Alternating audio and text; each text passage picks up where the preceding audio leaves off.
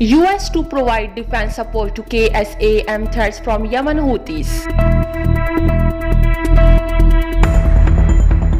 The death toll from a fire at Yemen immigration holding facility rises to 60. Saudi Arabia approves support for Islamic pilgrimage operator after COVID-19.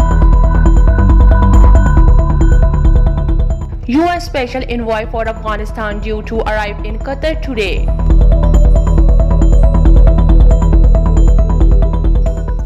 Nine people were killed in a blaze at a multi-storeyed building in Kolkata.